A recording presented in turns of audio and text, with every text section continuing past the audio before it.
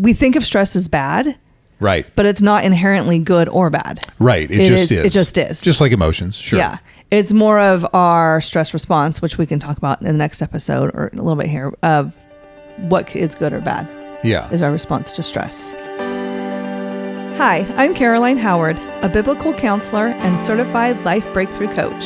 And I'm Chris Oneth, marriage and family therapist and executive director of Downey Park Counseling Associates. Welcome to our next question, where we attempt to answer the questions of life through conversations in psychology and Christianity. Remember, this is a place of discovery and definitely not the final answer. Okay, hey, welcome back. Are we back? We are totally back. Here we are. Our next question. It's getting a little warm outside. It is. It's good. I think I broke a sweat today. Broke your arm and then you broke a sweat. There you go. I didn't break my arm, though. Yes, her cast is evolving. My cast is evolving. Constantly. Tell us about the story of the cat. Well, okay, our topic today is, can we talk about stress without stressing you out? Yeah. It's a rhetorical question. We don't want an answer? I don't know. Don't answer that. Don't answer that. We'll answer it. We'll get to that. But first, tell me about your cast. What about my cat? The story of the cast. You were unsatisfied with the other cast. No, this is the first time I've had a cast. I got a cast. In your life? In my life. I got a cast last week. Lightweight. Did I get a cast last week? Yeah, I got a cast last week. And because my wrist is still swollen, apparently. Okay. Even 3 weeks after surgery. So the swelling went down. So the cast got loose. Oh, so whatever you're doing it right. When you can slide it back and forth, then it was rubbing. And you told them, it was rubbing. It was rubbing and it was hurting. It was very uncomfortable. Oh, wow. Went in yesterday, got a new cast on. Things are not going well with this one. Why? It's still rub. I don't know. Something's going on in the surgical site. Okay. Oh. There's supposed to be all this padding around your thumb area here. Oh. There's not. So I've got a blister. Caroline, it's not going to be a cozy cutting. thing. Oh, the last one was cozy. Oh, geez. It was super cozy. That's because it wasn't on right. Cutting into my thumb. However the elbow is done, it's bruised my elbow and rubbed it raw mercy. in less than 24 hours. I woke up my goodness. in the middle of the night in excruciating pain, and when I went on my elbow, it just felt bruised. Oh, bummer. So after this, I'm going to get another cast. Oh, wow. 3 casts in a week. You go through casts like you go through cars. Pretty much so.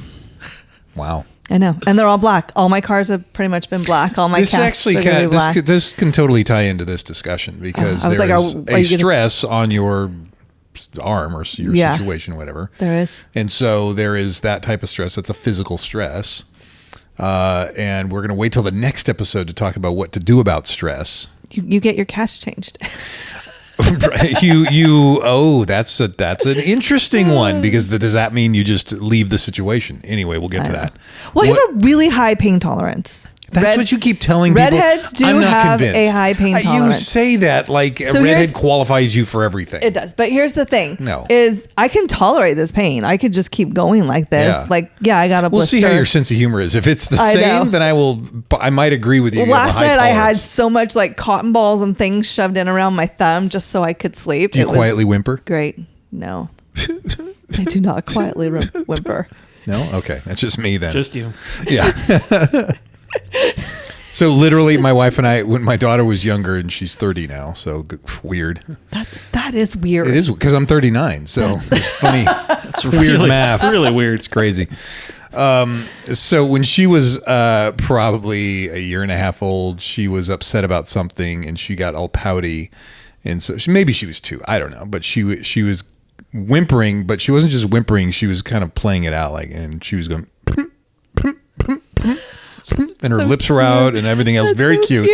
So to this day, my wife and I, whenever we don't get our way in something, it doesn't have to be with each other. It could be in life. I didn't get the parking place I wanted. We'll be like, that is awesome. So there you go.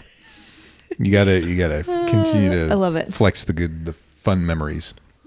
Yes. What is our question today? What is our warm-up question? That's a good question. That's our question. What is our warm-up question today? Oh my gosh. Caleb, did you come I was thinking prepared? about dinners. Okay, well, here's Caleb an has interesting one that I asked my high school small group Ooh. that I like to use as an icebreaker question. Okay. What's Okay. the biggest animal that you think you could take in a fight with your bare hands? Oh my gosh. An ant. An ant? Oh my gosh. I have a story about this actually. Oh, wow. See, it's a good question. Of course you So do. it's all speculative, isn't it? Sure. Like I mean, we we can get that animal and see if you can actually take it. But Well, and then here's the other thing: the animal has to be willing to engage. Like my dogs, Hans and Franz, they're not going to fight us because we walk up to them and they're great dogs, great with kids. My grandson takes treats out of their mouth and they allow it. But I walk up to them and they kind of roll on their back because they want the belly rub. But they're not going to put up a good fight. So it's like, yeah, I could totally take them. But if they were angry and motivated, that might be a different story. They could latch onto my arm and then I'd be wearing a cast. yep. And then you'd be whimpering quietly over there. I mean, I'm not going to lie. There was a goose in the parking lot that we all drove by, and I was a little afraid to get out of my car. There was some stress there. He did. He waited till I got here and got out of my It's car. true. You I'm don't know like, if he's got the He's spurs. like- all I on have to the- do is outrun Yeah. Caroline. He's like, I'll just shove Caroline in front of me. She's got a cash. She I already don't looks run, weak. so you're good. You got to watch out for the talons. So That's right. I just put my cast up and he'd bite that. when I was, oh my gosh. So my sister would save every stray animal in the world.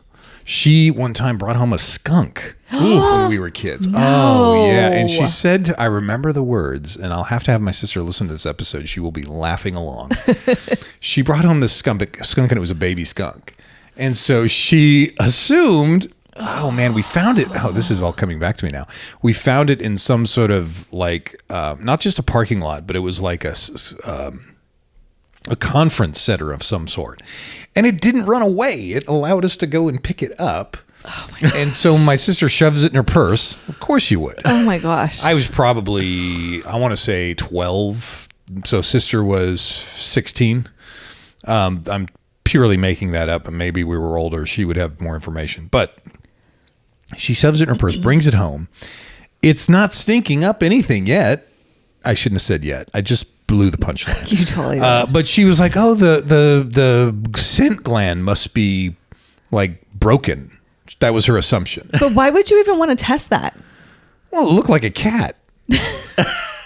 And by the way, one time when I was camping by myself, it was dusk and I saw a cat and I went to take a shower and then I came back from the camp showers and I had a headlight on so I could see better. And I saw the cat again, and beforehand I was calling kitty, kitty, kitty. Oh God. It was a skunk. It was not a kitty. And so, but she brought this thing home. And so then it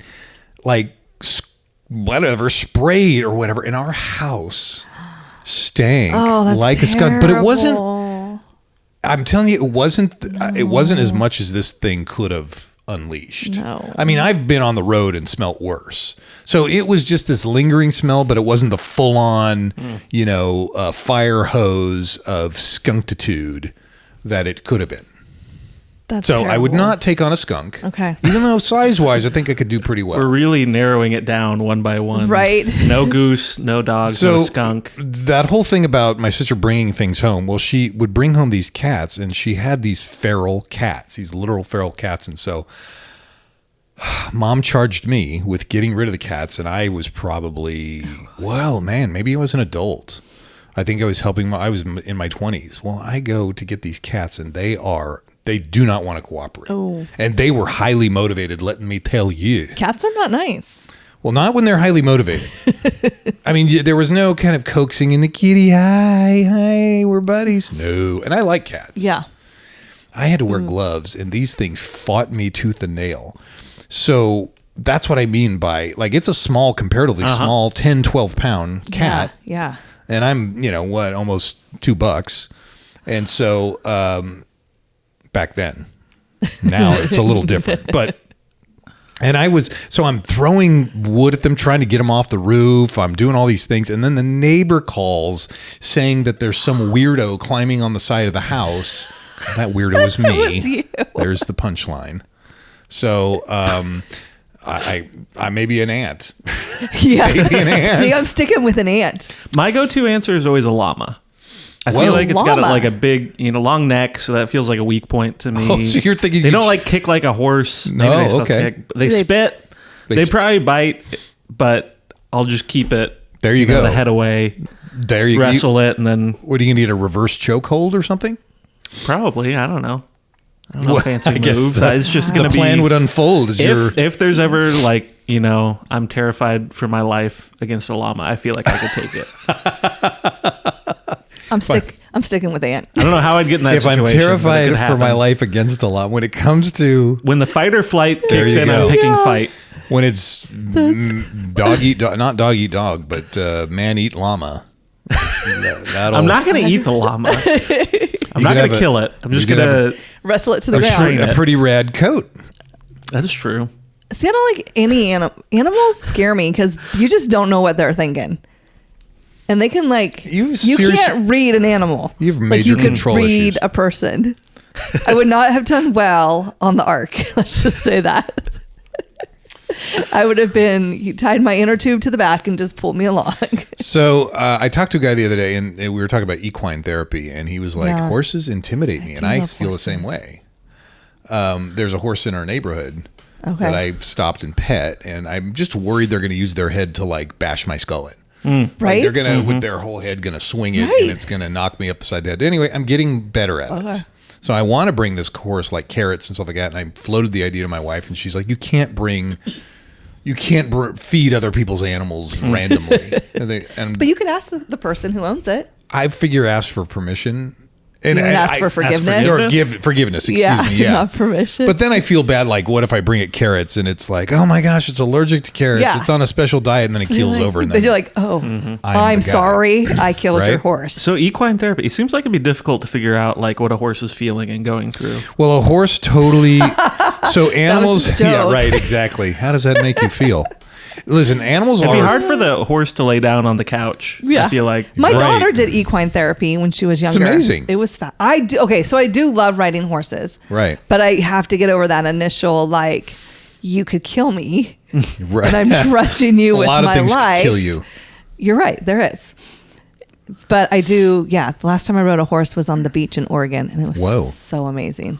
Sounds like a movie. It was like 10 years ago. Were you riding fast and like your No, hair because was my waving daughter in was the- on a horse behind me. Jillian, my special needs daughter, was on a horse there behind you go. I mean, Yes. I would have How liked did to have ran she away. respond? She is the animal whisperer, That is Except so for dogs. special. except for dogs. She does not do Right. dogs. Of course, I thought about that in Hans and Franz. Like, they love everyone, I know. but she wouldn't. There's just that trauma that's in her with it. Oh, Yeah, but no, she loves horses. oh, She will go up and wow! pet a horse, and That is special. Yeah, it's really so she's cool. not as afraid as we are. No, not even. That is something else. Not and even. And the horses, for their part, animals are behaviorists, which means they obviously can't gauge how someone's feeling by speaking to them or hearing tone of voice or anything. Well, maybe, but they look at behaviors strictly. Right. And so, for example, with my dogs, I don't want them to jump on me. So if I'm like, get down, and I'm pushing them down with my hands, to them, that behavior is, hey, we're playing. This is a thing we do. Hey, this is cool. And meanwhile, I'll get frustrated and all this other stuff. So my behavior has to be anti what they want. So if they jump up on me, I turn away. I don't look at them. So I it's don't not look a at them game until anymore. they do what I want them to do. Then they'll start to do it. That's smart. Took some reading and a lot of Caesar Milan. And a lot of what? Plugged Caesar Milan. What He's is the that? dog whisperer. Oh, But the same thing is true with other animals. I don't know this. FYI. And your children? Not is that the I'm same an thing expert. true with Oh, your man, children? No. They want to I'm actually just talk to people. It's crazy. But they say that, right? Like animals can smell fear, or they read your behaviors, and I'm like, Totally. They're gonna I'm trying to act normal. I'm trying to act not scared, but Well, then you have to regulate if your yourself. fear. You have Yes. to do the breathing and the everything else so you can This is true. regulate and follow through and not back down. If you run away or something, they may, again, I'm not in the mind of an animal, but they may assume you have a reason to run and not trust you, and then all this other Right. stuff happens. So it forces you to regulate. yeah, I think we need to do in our next question field trip to do equine therapy, all of us. Ooh. Yay. That'll be interesting. All right, let's get to this. Let's get to this stuff. Right. Can I talk about stress without stressing you out? Absolutely. Cool.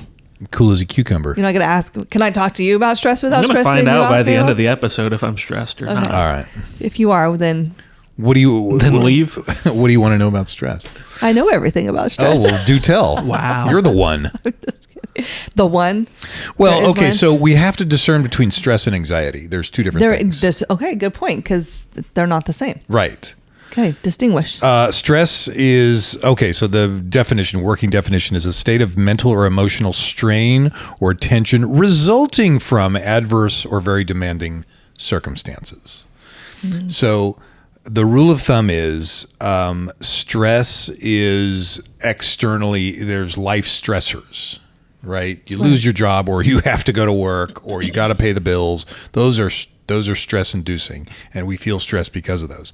Anxiety is inwardly derived and a state of emotions that may not even involve stressors. So Okay. I'm sitting here on the couch on a beautiful spring day, and I'm feeling anxiety for some reason. Okay.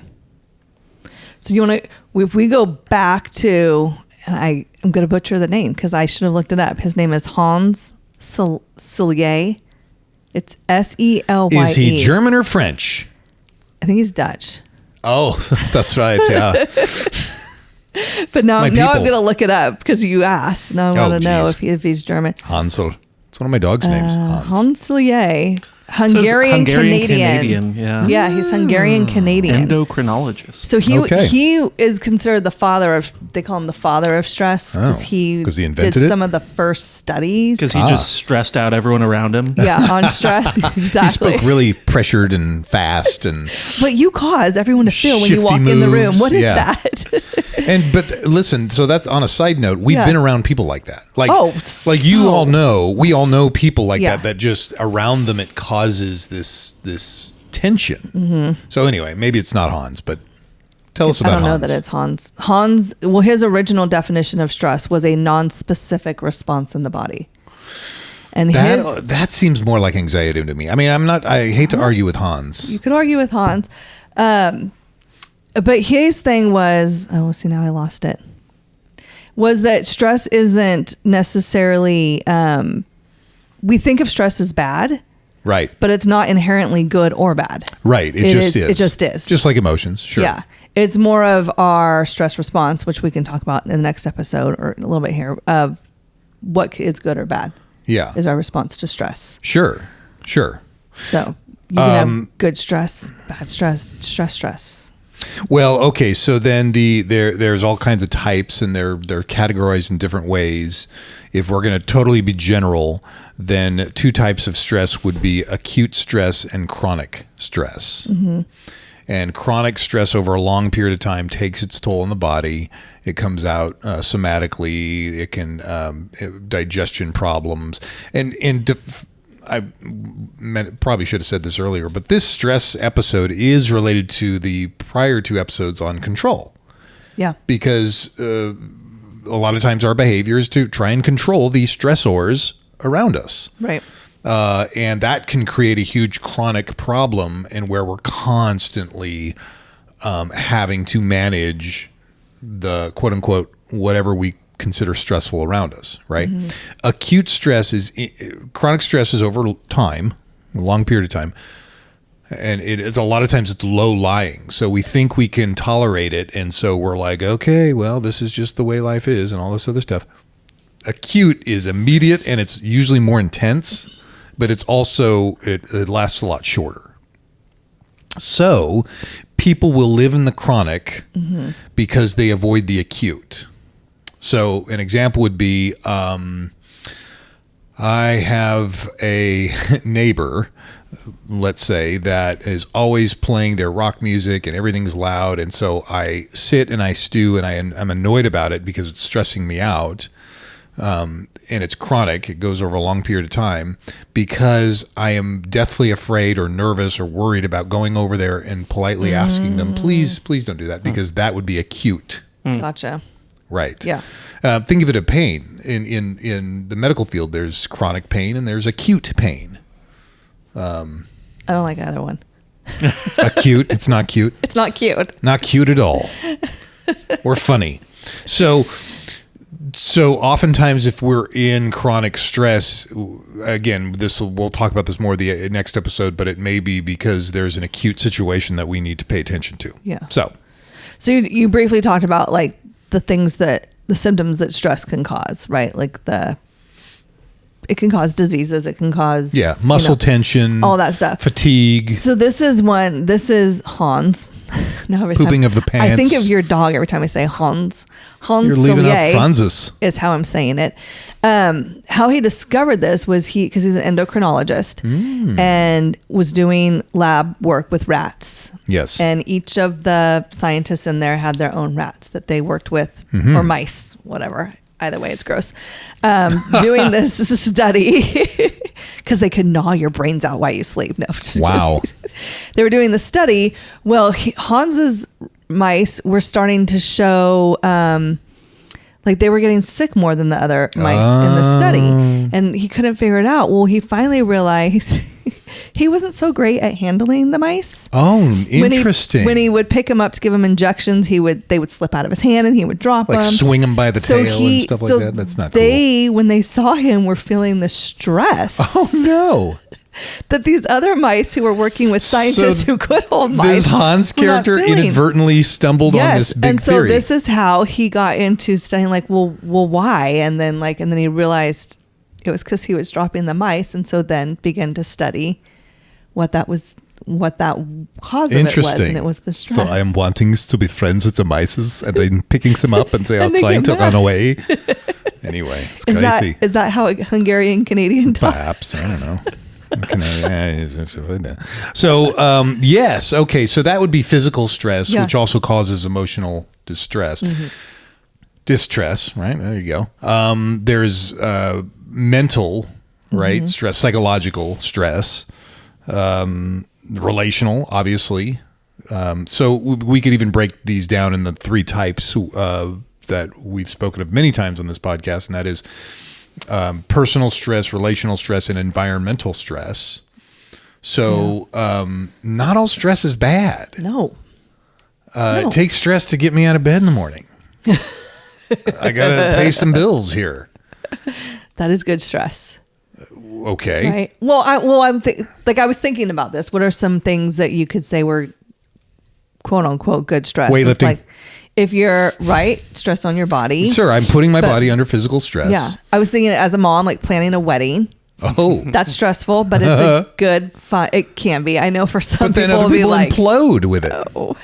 Right, especially if you don't like who your daughter's marrying. Oh boy, not my case. What if you don't like your daughter? My son-in-law. Let me just say that. What if you don't like your daughter? That could be another twist. No, then you'd be happy about the wedding, right? Oh, getting rid of her. Getting married and getting rid of her. Happy stress. Yes.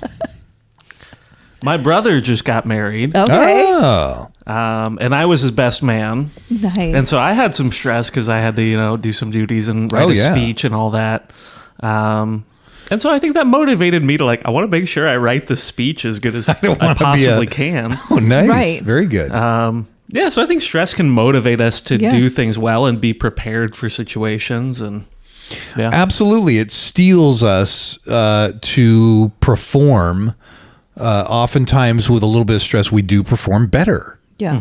Mm-hmm. Having to prepare, like when I had to prepare for my licensure exam, there was a certain amount of stress that motivated me to study.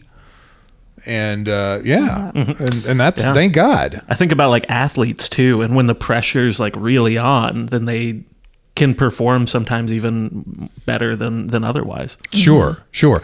Now the other problem that people run into is they sense that nervousness and potential anxiety or a little low level anxiety related to the stressor outside of them.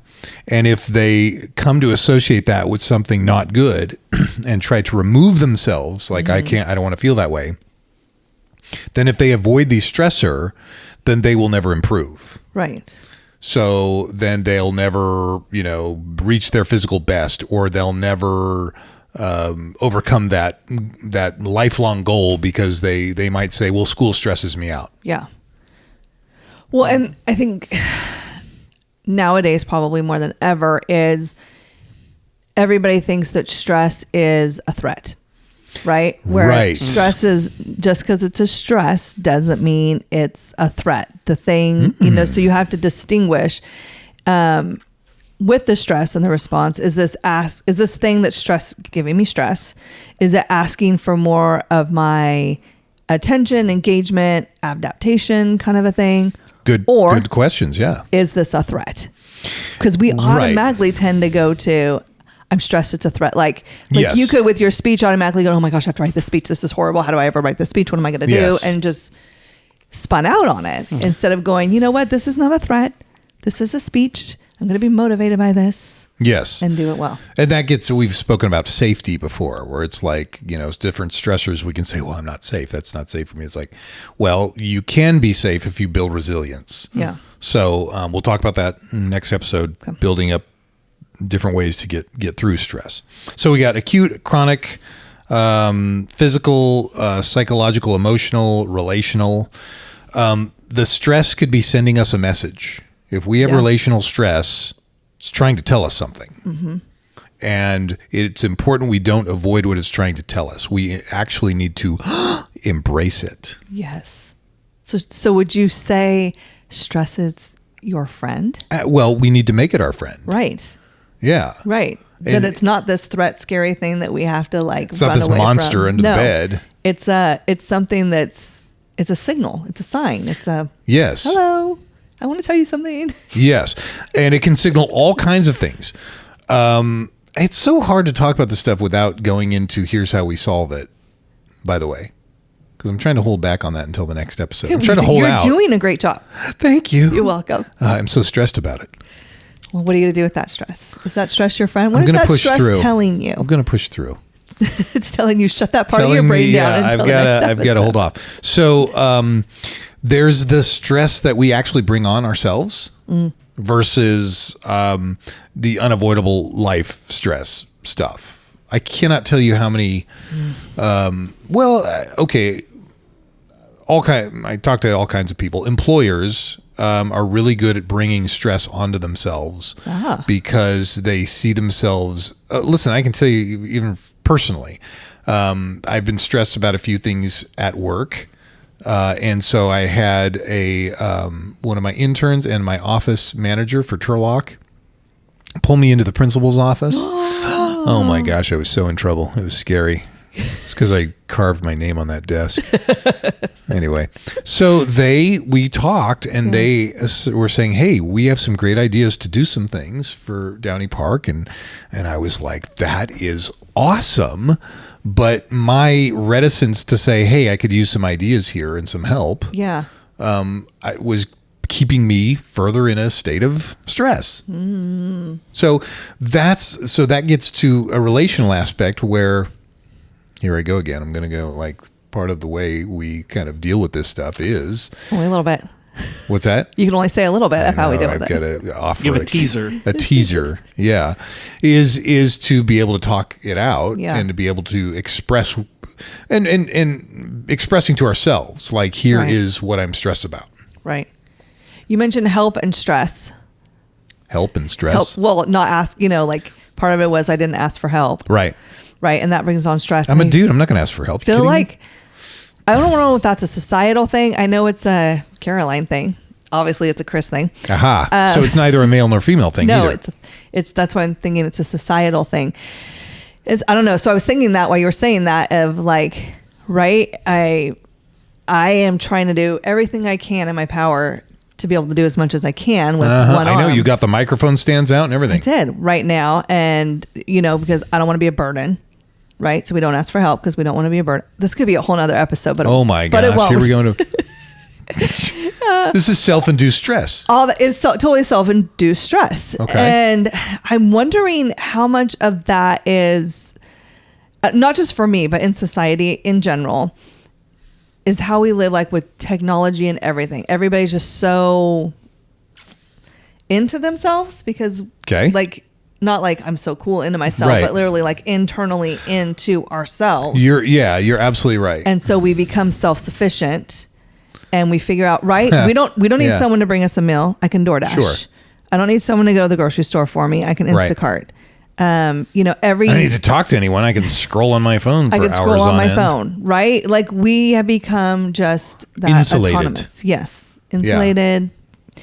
And that creates more stress though. Bar none. Listen, the phone does create stress. There is no doubt about it. I always want to throw mine away. Really? Yes. You won't. I won't. You're right. Okay. That didn't work. You see the bluff? I said totally I want to throw mine away. I didn't say I was going to. Which is interesting because oftentimes we can quote unquote zone out on our phone thinking, because we are stressed and that causes more stress because we're not mindless. We're not engaging in something. I guess we're engaging in something, but we're being passive and not active in helping ourselves. So another source of stress, and I would say chronic stress, is the phone and news. Yeah. Well, we talked about controlling the news or knowing about news as far as, our control episode. Yeah. News in the world events can stress us out. Yeah. I mean, you get all that on your phone. I mean, yes. And like you said, like we go to our phones to avoid feeling stressed. Yeah. Right. Or any emotion that we feel backfire. Any emotion that we feel might come along with stress. Mm-hmm. But if we learn to befriend stress, exactly, then we won't run from it. And Caleb's got something. I feel like another way that the phones create stress is with FOMO. Just like how much is happening. Like you see fear of missing out for all you older people out there. You see all these people, like social media, you see everyone in their best moments and living their lives to the fullest. And then there's so many like TV shows and podcasts even and movies that we've like never watched, and we feel the pressure of like all these things we're missing out on.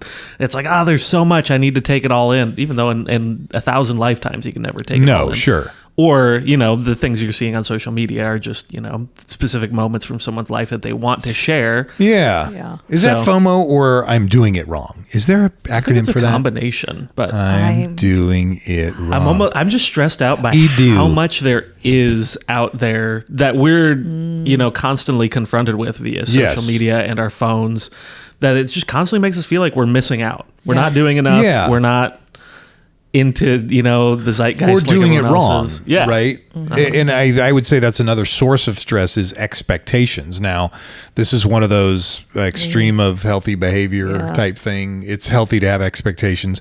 It's unhealthy when those expectations are constantly unmet because they're either unattainable or they just don't fit with who you are. Yeah. And especially your source is these imaginary other people on the social media. That can be stressful. Yeah. I will talk to clients about expectations a lot because they'll be like, he didn't meet my expectations or they didn't. Right. And so like my rule of thumb with expectations is, first of all, your expectation has to be vocalized to the person. Absolutely. Secondly, they have to vocalize it back to you that they understand it. They have to agree to it, that it's a doable expectation. And you're probably going to have to remind them about it a couple of times at least. It's like an international negotiation table. Pretty much so.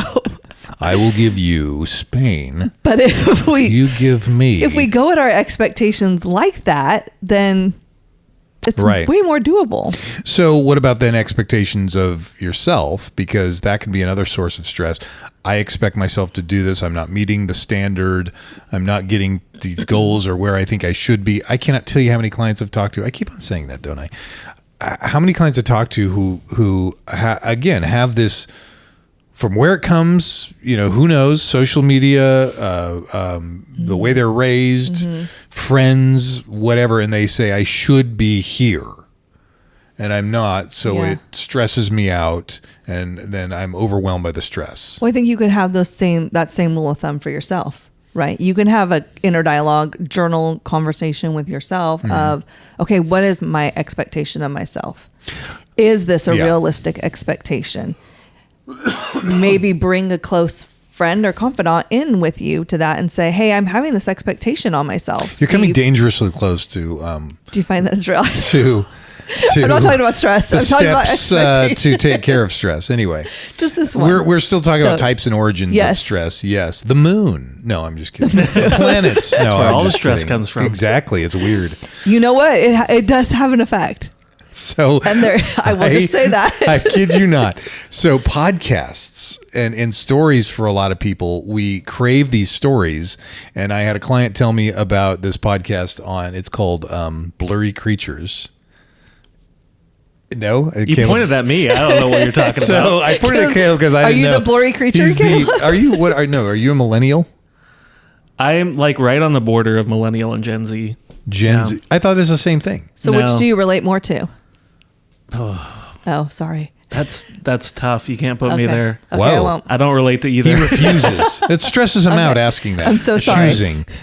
So it's called Blurry Creatures, and it gets into things like Bigfoot and all the cryptids. Yeah, yes, and they call it cryptozoology, like strange, unexplained animals. So essentially, people will start listening to these podcasts, and it will ruin something like camping.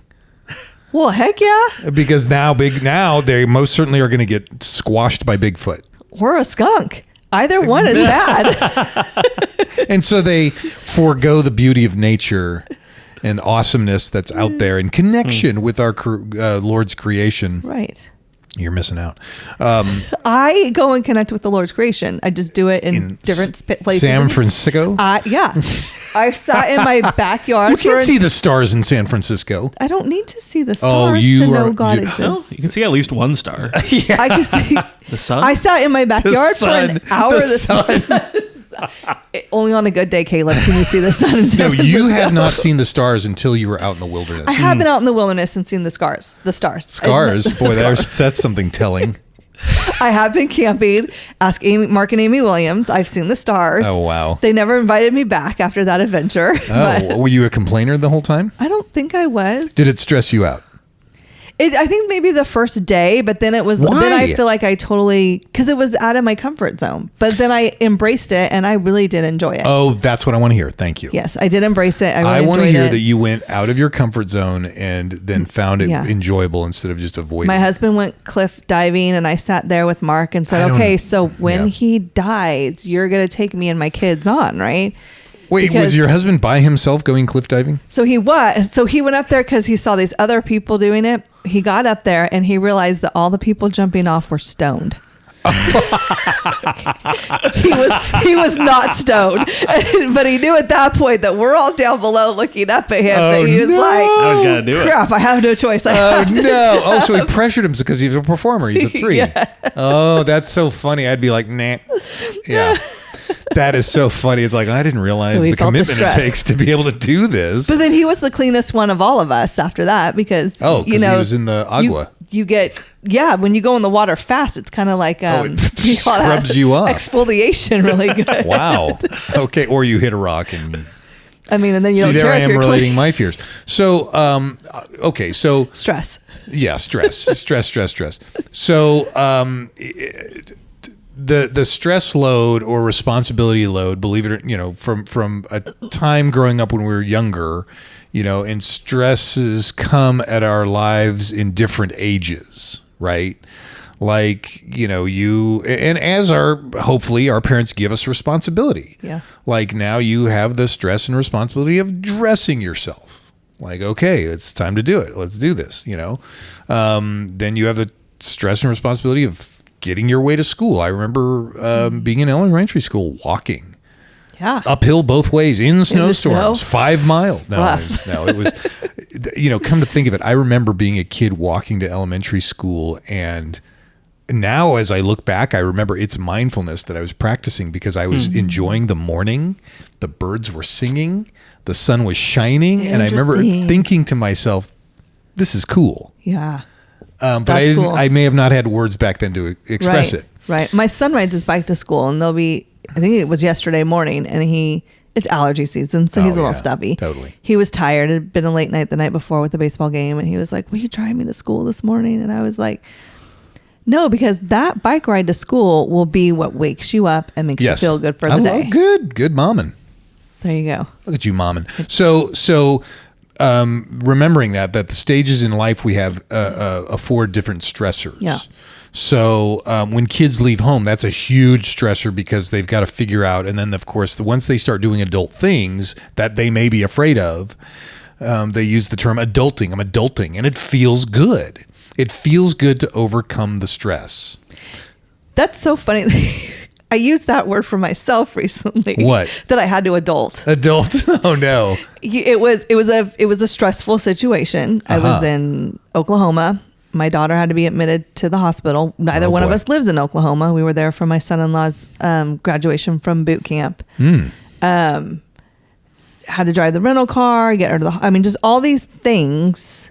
And I remember riding the elevator up to her hospital room floor one of the days, and I felt really almost wanted to do that Wonder Woman stance. Oh, sure. Why not? Man, I am really nailing this adulting thing right now. Yes. Albeit I'm 46, I would hope I've done it a few times. Well, and it occurred to me the other day, I told Mel I was working on my smaller motorcycle. I may have already told you the story, or I can't remember. Okay, I'll let you know. Okay. So I was working on and I ran across a snag, a problem.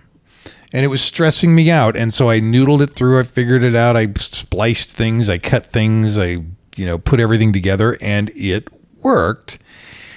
And I felt awesome. Yeah. And I went into Melanie, I talked about how, it's interesting. We don't want stressors, but when we overcome them, we feel better than any other time. Mm-hmm. Well, and this is where you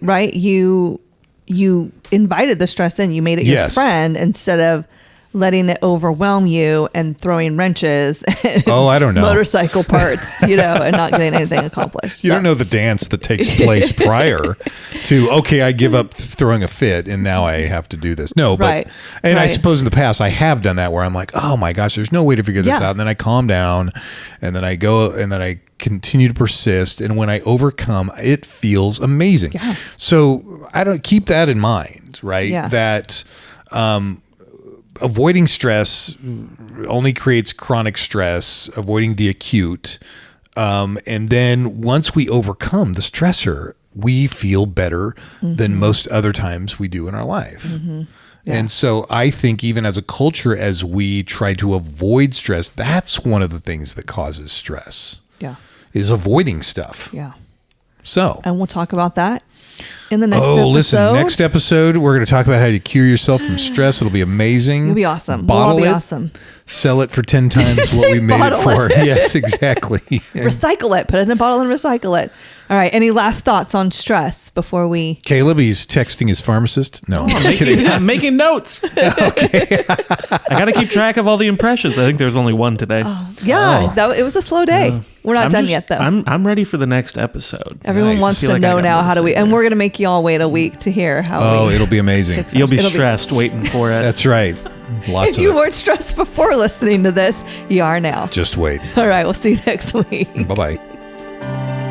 Thanks for joining us today as we continue our journey talking about life's many questions. To stay connected with us, you can follow us at Downey Park Counseling on both Facebook and Instagram. You can also follow Caroline on Instagram at Relatable Caroline. And make sure you tune in next week for our next question.